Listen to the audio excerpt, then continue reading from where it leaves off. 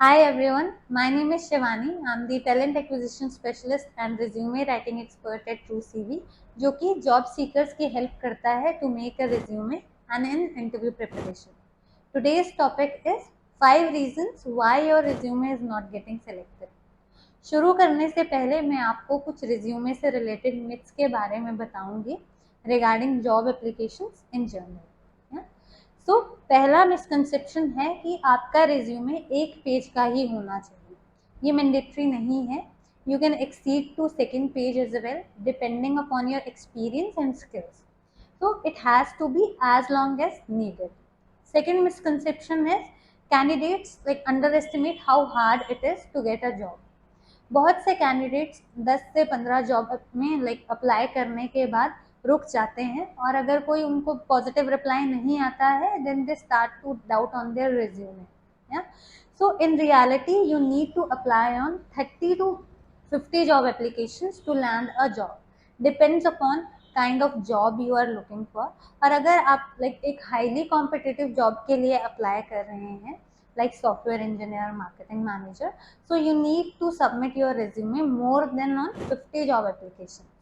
तो अगर आपका रिज्यूमे शॉर्टलिस्ट नहीं हो रहा है after applying in 20 to 30 job applications, do not quit and apply on like more jobs. Now let's get started with reasons why your resume is not getting selected. First reason is putting education section before work experience section. Generally recruiters या फिर hiring managers focus करते हैं on work experience section, क्योंकि आपका previous work experience हो या कोई internship हो या फिर एक्स्ट्रा करिकुलर वर्क एक्सपीरियंस हो, ये रिफ्लेक्ट करेगा आपकी जॉब परफॉर्मेंस को। सो आप जो भी अपने एक्सपीरियंस सेक्शन में मेंशन करते हैं इन बुलेट्स, ये पॉइंट्स हेल्प करता है एक हायरिंग मैनेजर को विजुअलाइज करने में आपकी एबिलिटी को to do their job which you are applying for. Now let's imagine अगर आप अपना एजुकेशन बैकग्राउंड एक्सपीरियंस से पहले मेंशन कर देते हैं, तो हायरिंग पर्सन आपका रिज्यूमे देखेगा, they will be checking your CGPA percentage. तो आपकी एकेडमिक हिस्ट्री इम्पॉर्टेंट है फॉर श्योर, लेकिन education section will not reflect your practical experience which hiring person is looking for. So उस सिनेरियो में आपका resume ignore होने के चांसेस ज़्यादा हो जाते हैं। सो इस बात का थोड़ा ध्यान रखें कि आप अपने एक्सपीरियंस सेक्शन को अच्छे से प्रेजेंट करें so that it grabs the attention of hiring person without wasting any time. So now let's move to the second reason which is not showing impact. So जब भी हम अपनी स्किल्स को, experience को अपने रिज्यूमे में mention करते हैं, तो आपको हमेशा खुद से एक क्वेश्चन करना चाहिए which is so what. If you are adding any particular skill, तो वो स्किल जिस जॉब के लिए आप अप्लाई कर रहे हैं वहाँ कैसे हेल्पफुल है। So let me explain you with an example. Like here in this resume there are some responsibilities as a recruitment manager. So here we have used some fancy words in describing job responsibility. ये सारे points आपके job description को show कर रहे हैं in very interesting way. But here you need to ask this question again, so what? ये जो भी आप डिस्क्राइब कर रहे हैं या उसका कोई इम्पैक्ट पड़ रहा है या नहीं। Let me show you another example as well. So here we have described job description with results, you know. So this is the difference which you can make by just showing fancy words or actually showing what impact you have created by your efforts and skills in particular organization. ये तरीका ज़्यादा impressive है rather than just using fancy vocabulary. So you need to communicate exactly what you have accomplished. Let's move to our third reason which is poor formatting and organization. आपको ये हमेशा ध्यान देना है कि एक हायरिंग मैनेजर के पास मल्टीपल जॉब रिक्वायरमेंट्स रहती हैं और proportion to that multiple job applications भी आती हैं। सो आपको अपना रिज्यूमे इस तरीके से बनाना है जिससे कि बहुत कम टाइम में आप एक हायरिंग पर्सन की अटेंशन को ग्रैब कर सकें इन अ पॉजिटिव वे। आपके रिज्यूमे की एक फॉर्मेटिंग और ऑर्गेनाइजेशन एक ज़रूरी फैक्टर है।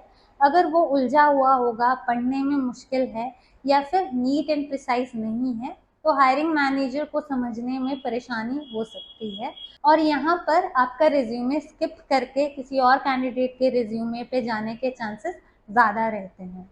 याद रखें कि रिज्यूमे में सारी इंपॉर्टेंट इन्फॉर्मेशन को बुलेट्स में मेंशन करें, अप्रोप्रिएट हेडिंग हो और कंसिस्टेंट फॉर्मेटिंग का यूज़ करें, जिससे कि वो विजुअली अट्रैक्टिव लगे और इजीली समझने में आसानी हो। Let's go through the example as well. अगर आप अच्छे से गो थ्रू करेंगे, इस रिज्यूमे में different style of font, size of font, numbering style use किए गए हैं। This is making resume very unattractive and ill-prepared. Please avoid such kind of mistakes. Let's move to our next point, which is lack of keywords and customization.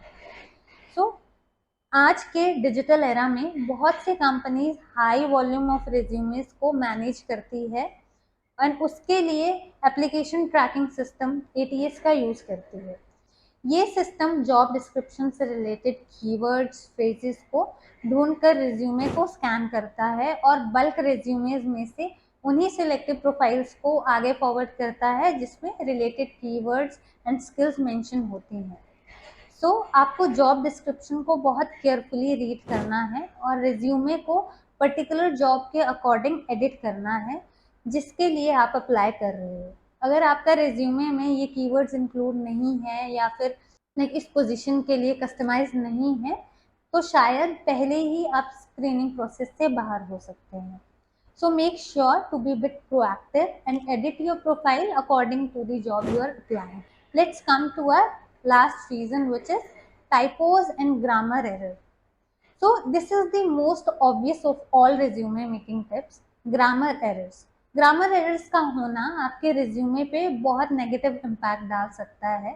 जब hiring person आपका resume को go through करेगा and बीच में कुछ spelling errors देखेगा तो mostly conclusion निकालेगा, like first one is that this person can't write properly या फिर obviously you don't care.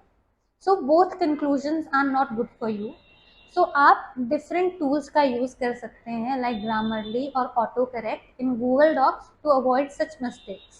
So these were the 5 main reasons जिनकी वजह से आपका resume select नहीं हो रहा है। I hope this will be helpful to you. अगर आपकी कोई queries हैं, suggestion है, so please leave them in the comments below. We will happily try to address the same. And if you find this video useful, please give it a thumbs up and share it with others as well. Thank you so much for watching. I will see you in the next video.